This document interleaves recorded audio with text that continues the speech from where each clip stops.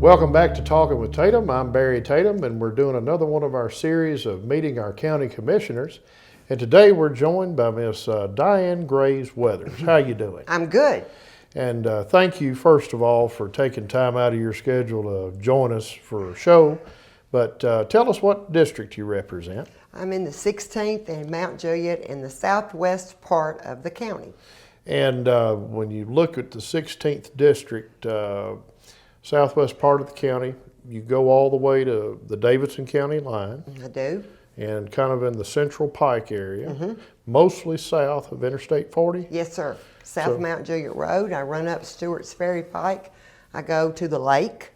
I border the 13th district, which is Sonia Robinson, and the 14th, Tommy Jones, and Bobby Franklin in the 3rd, and Dale Webb in the 11th. So I'm kind of wedged in between them.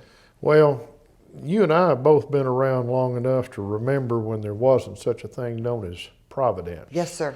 And that sounds pretty much like you kind of surround that whole Providence retail area. I do have the retail part, thank goodness, and the hotels, so those people don't live there, they leave. So I do have some apartments, though, but John Gentry in 11 has most of the residentials in 11. You grew up in Mount Juliet. I did.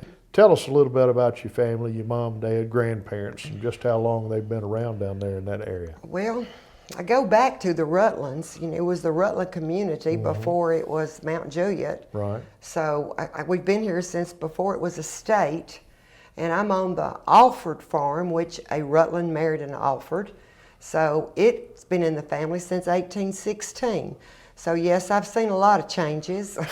Well, you haven't been there since 1816. I feel like it sometimes. I do. I did ride the horse a lot where Providence is now. And there's a lot of farms that are disappearing down through there, but we knew it was coming, so well, it's okay. If you're like me, looking back when you were a child, you can probably go down the road and say that's where so-and-so's farm was. Yes. And used to be a dairy barn there. Used to hang tobacco in that barn. Yes, and my poor daddy has been gone 5 years just this past year, and I told somebody the other day he would need a map to get back home. It's changed so much in the last 5 years. Well, I imagine the Rutlands and the Alfords from back in 1816, they would have probably been so shocked how it looked when you were born. Well, my aunt likes to say the Alfords daughtered out because all the men moved to Texas because it was too crowded for them. Can you imagine? Well, I imagine Texas would be too crowded for them right now. In 1830, it got too crowded for them in Wilson County, so no, they wouldn't be able to handle it right now. Well, you mentioned your dad, so and you know had a long legacy in Mount Juliet, long legacy in county government. Tell us who your dad was. Gilbert Graves. He was on the county commission for 44 years and 9 months, I believe is the exact amount of time. A long time. Long time. So yes. you grew up. I did. With some exposure to what local politics was like, what county government was like. So you've had a pretty good education just from seeing how that went on. I did. From the time I was 11 years old, it was, you remember who you are. you know, you better act right now. Yeah. You know, so, yes, sir. So, and tell us about your mama. She was from Old Hickory. So she was a move-in, like what we talk about now. She never was really from Wilson County, so we always said, you just got here, even though she lived there 60 plus years. So.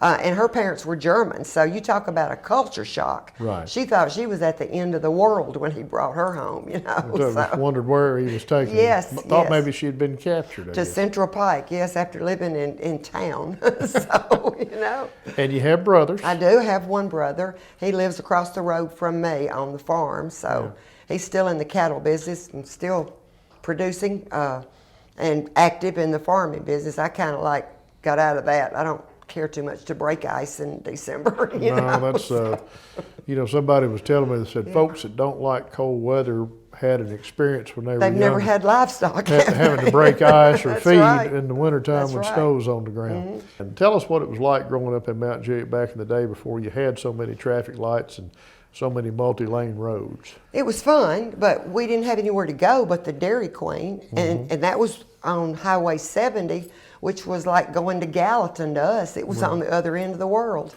And later on, we had the Texaco station, so we thought we were big then too. Out there on the interstate. Yes, Yeah. and that was the hangout, you know. Yeah. And I have gone with Daddy up there, right? Just because, get out of the house, go with him to the Texaco station.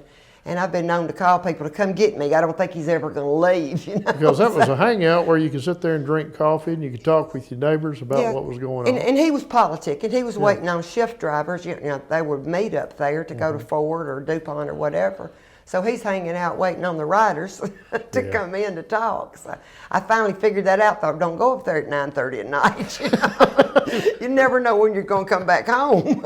Once you got out of high school, tell us what you did. Well, I went to MTSU, and then I went to work at the Federal Reserve Bank downtown, because I thought that was a wonderful thing to work downtown. Is it now? It's still on 8th Avenue. No, they left. It was a branch of Atlanta, but they closed it down several years ago. Okay. So, and that's how I met my husband, as a matter of fact. And you can start about now telling us about Don. Don Weathers.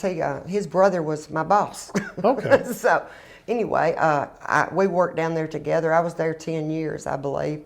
Then I went to work at Textron for another 10 years, and Don went with me to Textron. He was teaching at the time. Okay. I said, you're going to have to do better than that. So, Well, I mean, keep me up. So he went to work too. So you knew that you were high maintenance. Yes. Oh, okay. Yes. Well, I don't. We think, already know that. I don't think we can call you high maintenance on No. that, but It takes a lot. well, but anyhow, y'all got married. Yes. And have a child of your own. We'll be married 38 years next Thursday, as a matter of fact. Well, congratulations. Yes, on well, that. he's just beginning to stay home, so I don't know if there'll be a 39th or not. You're I hope so. You're But talking about Don, because Yes. he's had a job that's kept him on the out road. on the road, yes. But y'all have a child of your own. We do, Darren, and he's been married since 6 years. And they have a little girl, Aubrey, that's 2 years old, and she's rotten, so that's to be expected. Did but you have anything to do with No, it being not a rotten? thing. Nothing at all. No. Well, you know, one thing I try to give out, it's out here on the table, the coffee cup. And when we were speaking with a guest here, but you somehow finagled a coffee cup already through my daughter-in-law and the relationship that her mother has with you. So Yeah, that's my best friend. We grew up together. We rode horses at Providence before there was a Providence. We did, and bicycles and everything. And y'all live pretty close down there off She Central lives Park. behind me. Yes, she does. So we still run together. Well, that's good that you can have friends that go back that Oh, far. yes, I love her. Well, being exposed to politics, starting at age 11 and going up to the Texaco and catching the shift drivers and riding around with your dad, helping him out during campaigns and so forth. And you mentioned that we lost him suddenly some years back. But, you know, I've always said about Mr. Gilbert, I think he was doing something he enjoyed at the time. He was on his farm working with his cattle, from what I That's understand. exactly right. He was. He'd been riding the bush hog all day long. Tractor was still hot. But he had a bad habit of not turning his truck off and not throwing it in park real good. It Yeah. would slip out. This wasn't the first time. Right, well. He hit the barn one time. We heard a crash. I said, "Oh, Daddy, you've hit the barn." Well. He was in the house. But Well, he was, Yeah. you know, kind of what I would call a legend in county government, and certainly a fixture down there in Mount Juliet, who knew who you needed to go talk to or who you ought to go talk to if you had some concern about a government service or if you were interested in running for office. An awfully good man. I just want to say I you're appreciate that. blessed to have him as your Yes. daddy. But with his sudden death, unexpected death, that you decided that you wanted to run for county commission seat. So you did. Well, I actually got in that September. He died in September, and I was at one county commission meeting, and then he died like 10 days later. Really? So it was like, okay, now what do you do? Yeah. You know. Yeah. What have been some surprises, if any, that you've noticed in the time that you've been on there? We've got a good group, and I think everybody up there is in it for the same reason. That the one they sit beside, they are all in it for the good of the county. I don't think anybody's up there for any other reasons, and they're good to work with. And I think even though you do represent your own district, the end result is what you want to do for the county, because you don't want the county to look bad. That's true. You know. Yeah. Of course, we're dealing with the growth thing, and you probably more than anybody see firsthand every day just how quickly growth can take over a Yes. section of the county. What do you see Wilson County's focuses need to be on in the next 5, 10 years? Well, that the you- same thing we're trying to do is build those schools and take care of those roads. And the good thing, I say it's a good thing, I'm sure the state representatives don't think it, but the two biggest roads in my district are state roads. And, you know, I rely on the state to take care of those, but they are working on them. They're going to have a bigger interchange or a new interchange on Central Pike that'll widen the road to Mount Juliet Road, and they're going to widen South Mount Juliet Road to 4 lanes too. Now, did I understand you to say that there's going to be an interchange on the interstate Yes. for Central Pike? The overpass now that is an overpass on Central Pike will become an off ramp, an on ramp, And that's right before Mount Juliet exit. and just south of the interstate right there. That's where Adams Lane Yes. changes into John Hager Road, I Right. believe. Adams Lane will go away probably, and you'll come out a little further down on Central Pike, a little further east. Okay. So that'll go away, but we need it. Yeah. Because we really do. It needs to be widened. I wished all the way from the county line to probably Beckwith Road would be my wish, but you know, get what you get. Just guessing about what time of day, I know that we're taping this show right now. There are probably a lot of people out there on the interstate right now backed Right. up at the Mount Juliet exit. It would not be a good time to pull out of my driveway right now. You'd have to wait. So. But dealing with growth, dealing with schools are some of the issues, but you also have to keep an eye on government spending and not go overboard with the taxes. And I know that's been a concern of yours as well. Yes. Anything else you see as far as county government goes? Is there some area that you think that this is something we need to look into or something we need to shy away from? Oh, we need to look at our jail, as you well know. Yes. And I think we're working on that. I think what we did in August will help with that. And then the Justice Center will just have to follow suit a little while later. Right. And we hope that if this sales tax increase passes on the ballots, maybe we can send a little money for the teachers that seem to always get left out. So if we can make those two things work, things are starting to look up. Well, you know, it's education, I know, is important. It is.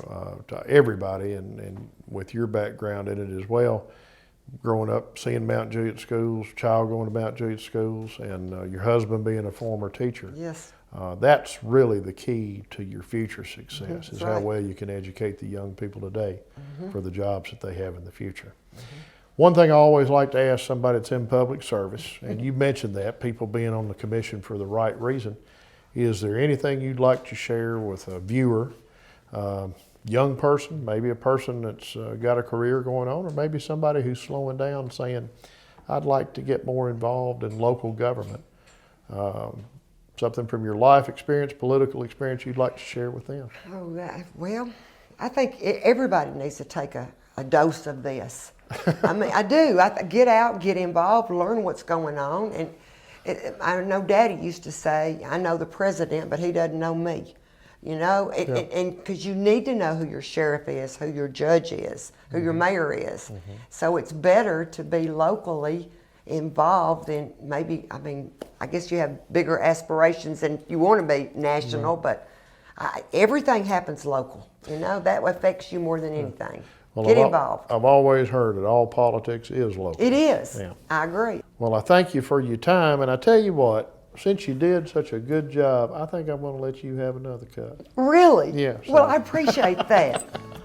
We'll empty out the stuff that we have in here, but Well, you can, thank you so much. That was our stunt cup, since I knew you already had one. It's a matching set now. Thank you. You're quite welcome. Thank you for joining us.